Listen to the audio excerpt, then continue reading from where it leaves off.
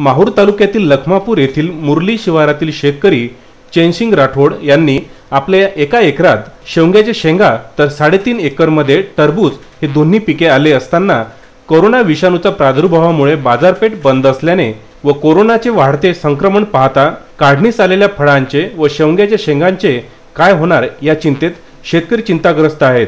सदर शेतकरी चैनसिंग राठोड कर्ज घेऊन 1 एकरावर एकूण 950 झाडे लावली, तर त्या एका झाडाचे जवळपास 14 ते 15 किलो शेंगा परिपक्व होऊन वाळत आहेत। तर मक्तेदारीची 2.5 एकर शेती आणि घरी 2 एकर अशी 4.5 एकर शेतीमधील 3.5 एकरावर टरबूज पिकांची लागवड केली आहे। या दोन्ही पिकांवर लागवड आणि पाण्याचं व्यवस्थापन फवारणीचा एकूण खर्च 2 लाख रुपये खर्च झाला आहे।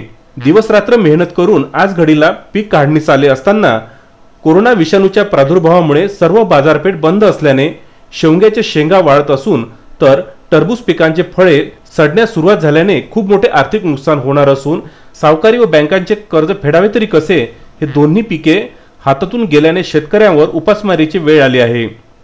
तरी या शेतकऱ्यांना शासनाकडून तात्काळ मदत जाहीर करावी अशी मागणी जनतेतून होत आहे। शेतकऱ्याला तर आता खायला बी राहणार नाही, उपाशी मरायची पाळी येणार आहे। याच्यामुळे तर खूपच परिणाम झालेला आहे। शासनाकडून आपल्याला काय अपेक्षा आहे?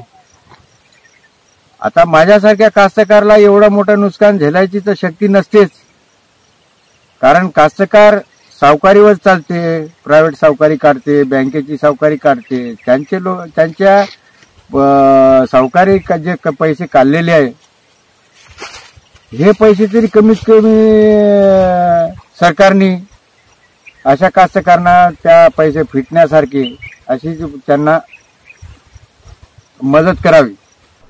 विनोद जाधव, विदर्भ न्यूज, लखमापूर।